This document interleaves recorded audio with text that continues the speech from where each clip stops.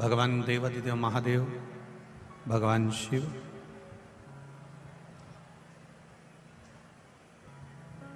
कहीं ना कहीं बाबा देवादिदेव महादेव की कृपा कोटेश्वर के इस पुण्यमय क्षेत्र में होना थी। इसलिए भगवान शिव की कृपा से, करुणा से, उदारता से, दया से कोटेश्वर धाम की इस पावन धरा पर पंचपुष्प शिव महापुराण की कथा श्रवण करने का सौभाग्य प्राप्त हुआ है। इस पुनीत पावन आयोजन को भगवान शिव की कृपा से आयोजित किया है कि तेरी कृपा बिना न हिले एक भी लेते श्वास तेरी कृपा से। चोंगे जैसी आवाज आ रही है, उसको सेट करिए। बखान क्या करूं मैं लाखों के ढेर का, चपटी बहुत में खजाना कुबेर का। हे गंगाधार मुक्ति द्वार ओमकार तू, भोले ओमकार तू। आयो शरण तिहारी शंभु तार तार तो। आपको और हमको उसी की कृपा से, उसी की करुणा से, उसी की दया से ये क्षेत्रीय नवरात्रि के अवसर पर 5 दिवसीय पंचपुष्प शिव कथा जो मिली है वह आपके और हमारे जीवन को सार्थक बनाने वाली है।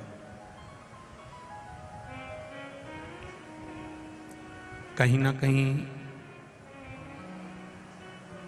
बाबा विश्वनाथ की कृपा, करुणा, उदारता, दया जो ये पावन कथा का लाभ आपको और हमको मिल रहा है,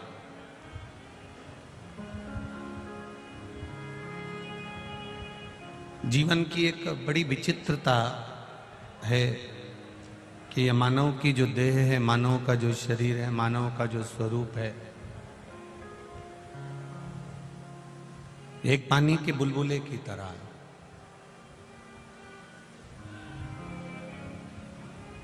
आज है कल नहीं, इसका कोई भरोसा नहीं। पर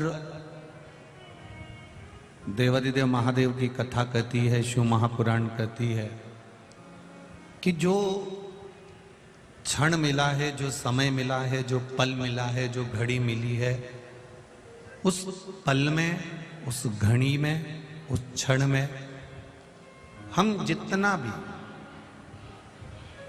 भगवत स्मरण कर सकते हैं, जितना भजन कर सकते हैं, जितना कीर्तन कर सकते हैं, जितना नाम जाप कर सकते हैं, जितना हम प्रभु को याद कर सकते हैं, उतना करें। जो भी अगर किसी को सूचना मिलती थी भी तो हम सहज भाषा में कह देते थे कि कोई मुझे याद कर रहा है। अपन कह देते थे कि कोई मुझे याद कर रहा है, अर्थात आपने किसी को याद किया और हिचकी चलने लगी या कोई आपको स्मरण में आया तो आपको एकदम सामने ही आकर वो खड़ा हो जाता है जिसको आपने याद किया। कभी कभी ऐसा होता। उसी तरह शिव महापुराण की कथा कहती है, जब आप मेरे ओघड़दानी, मेरे त्रिकालदर्शी, मेरे कैलाशी, मेरे अविनाशी, मेरे शिव को याद करते हो तो एक ना एक दिन मेरा महादेव भी आपके सामने आकर खड़ा हो ही जाता है। बस उसको पाने का जो तरीका है वो थोड़ा सा अलग है। ना उसको छल प्रिय है, ना उसको दिखावा प्रिय है। पहले कथा में आपको कहा था कि ढोंग की जिंदगी जीने से अच्छा है कि हम ढंग की जिंदगी जी लें। यदि हमने अपने जीवन में अपने इस संपूर्ण मानव की देह के अंतर्गत भी अगर एक कदम भी हमने अपने जीवन का ढंग का जिया है, हमने अच्छे सतमार्ग के अनुसार जिया है, तो ये निश्चित है कि हम फिर कभी इस मृत्यु लोक में जन्म नहीं लेंगे, हम उस महादेव के चरणों में जाकर रहेंगे। ये निश्चितता, ये निश्चित है। हम उस परमात्मा के चरणारविंद में जाकर फिर निवास कर सकते हैं। लाखों की संख्या में आपका आना, यहां पहुंचना,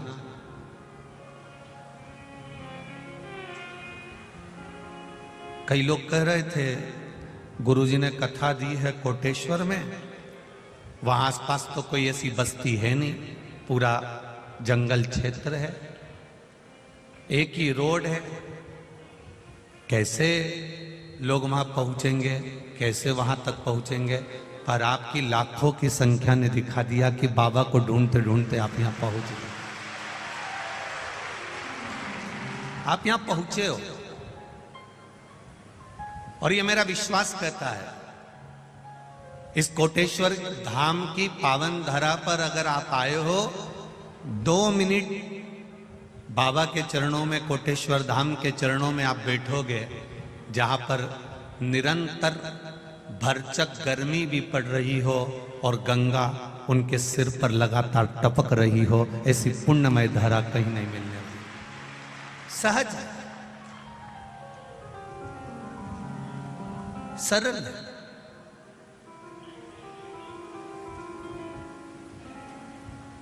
ये शिव महापुराण की कथा केवल कथा नहीं है, ये हमारे तीर्थों का उत्थान करना भी जानती है, हमारे तीर्थों का विकास करना भी जानती है, हमारे तीर्थों पर कहीं ना कहीं किसी ना किसी रूप में हमें पहुंचाना भी जानती है।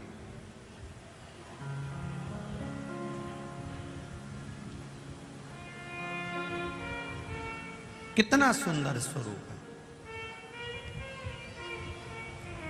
अभी हम शिव मंदिर में गए, शिवालय में, तो वहाँ पर कार्यकर्ता और पंडित जी आदि कह रहे थे, गुरुजी एक तो ये गंगा के रूप में यहाँ कोटेश्वर में बाबा का दर्शन होता है, लगातार पानी गिरता रहता है, और एक सर्प के रूप में दर्शन होता है।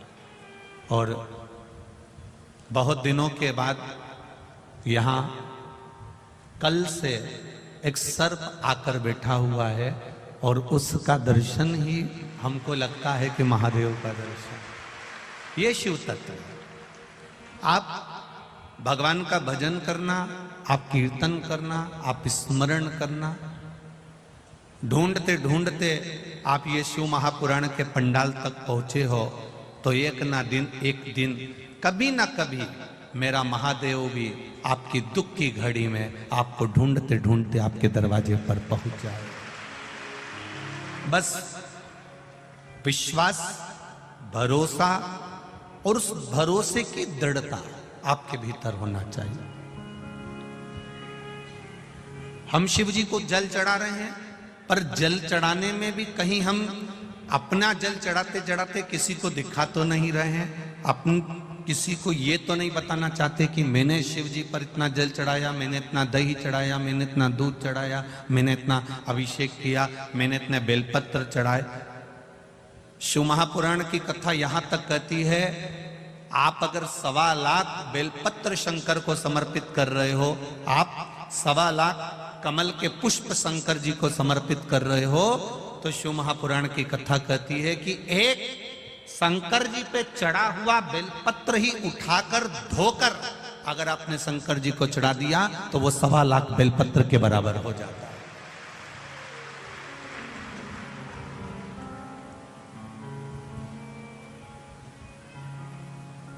तुलसी का दल, गंगा जल, बेलपत्र और कमल का पुष्प, ये 4 चीजें कभी बासी नहीं होती। गंगा का जल अगर आपका 2 साल, 5 साल, 10 साल, 15 साल, 20 साल पुराना भी रखा है तो वो बासी नहीं होता। कमल का पुष्प भगवान शिव को समर्पित करने के बाद 5 दिन तक बासी नहीं होता। बेलपत्री, एक बेलपत्री देवाधिदेव महादेव पर चढ़ी हुई है, उसको धोकर चढ़ाते रहें, वो कभी बासी नहीं होती। और तुलसी का दल कभी बासी नहीं होता। ये बासी है ही नहीं।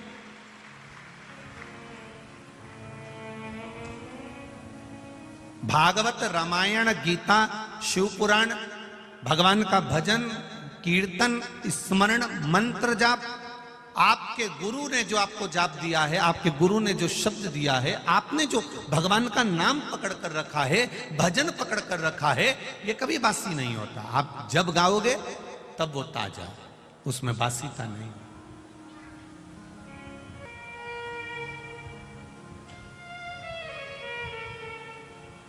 एक अखबार को अगर 5 बार पढ़ लोगे ना, एक अखबार को अगर 10 बार पढ़ लोगे तो बोर हो जाओगे। एक किताब को अगर 5-10 बार पढ़ लिया तो बोर हो जाओगे। एक मैगजीन को 5-10 बार पढ़ लिया तो बोर हो जाओगे। मन नहीं लगेगा कि ये मैगजीन हमने पढ़ चुके हैं, ये अखबार हम पढ़ चुके हैं, ये किताब हम पढ़ चुके हैं। पर एक शिव महापुराण को आप हजारों वर्षों से श्रवण करते करते आ रहे हो, भागवत जी को 5200 वर्ष से सुनते हुए आ रहे हो, रामचरितमानस को जीवन आप लोगों का निकल गया, सुनते सुनते दादा परदादा अपनी जिंदगी निकाल लिए, पर आज तक उसको पढ़ते पढ़ते, आज तक उसको सुनते सुनते ये कभी ऐसा मन में भाव उत्पन्न नहीं हुआ कि अब मेरा सुनने का मन नहीं करता, अब मेरा पढ़ने का मन नहीं करता। इसको जितना सुनो, जितना पढ़ो, जितना धारण करो, ये उतना उभर कर हमारे सामने आता है। जैसे कोटेश्वर की कथा में पंचपुष्प शिव महापुराण की कथा है। आज पूरा विश्व इस 5 दिन की कथा में भगवान शंकर को चढ़ने वाले 5 पुष्प को जानने के लिए बैठा है। पूरा विश्व बैठा है।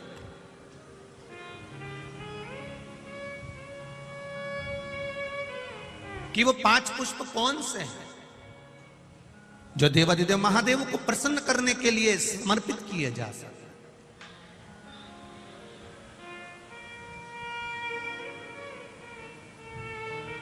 और पुष्प की भी मूलता वो है,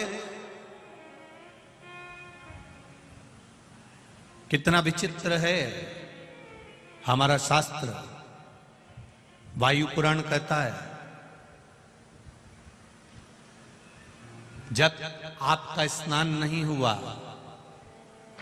आप बगीचे में गए हो, आज्ञा लेकर किसी के वृक्ष से पुष्प ले रहे हो, किसी टाली से पुष्प ले रहे हो, तो उसके मालिक से आपने पूछकर उस पुष्प को आपने तोड़ लिया,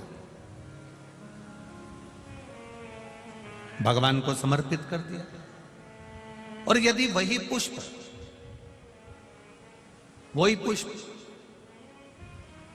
आप बिना पूछे, जिसका बगीचा है, जिसका पौधा है, जिसका पेड़ है, उससे तुमने पूछा ही नहीं, और तुमने तो सोचा हाँ सवेरे सवेरे कौन देख रहा है, फूल तोड़ा लिया और शंकर जी को चढ़ा दिया।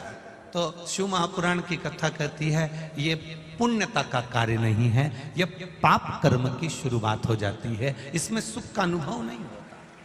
थोड़ा आप लोगों को भले बुरा लग सकता है कि हम दूसरे के पेड़ से फूल तोड़ कर ला रहे हैं, या तो आपको उस पेड़ वाले से हम दूसरे के बगीचे से पुष्प लेकर आ रहे हैं, या तो उस बगीचे वाले से हम दूसरे के यहाँ से पुष्प लेकर आ रहे हैं। उस पुष्प जिसके बगीचे से ला रहे हो, जिसके पौधे से ला रहे हो, जिसके वृक्ष से ला रहे हो, शंकर भगवान को फूल चढ़ाने का भी नहीं है आपके पास में, तो आप एक चावल का दाना चढ़ा दो, पर अपना चढ़ाओ। शंकर जी को अगर फूल चढ़ा रहे हो तो आप पहले सामने वाले से पूछो कि आपके बगीचे से मैं रोज फूल तोड़ सकती हूँ, आपके यहाँ पेड़ से मैं आप पुष्प ले सकती हूँ, अगर वो कह दे हाँ हमारे यहाँ तो लगे ही रहते हैं, तुम्हारा मन करा करे तोड़ लिया करो, तुम्हारा मन करे उतार लिया करो और भगवान को चढ़ा दिया करो, तो वो पुष्प जब आप शिव जी को चढ़ाओगे तो आपको जीवन में एक आनंद की अनुभूति होगी और आपके कार्य सफल होना प्रारंभ हो जाएंगे अपने आप।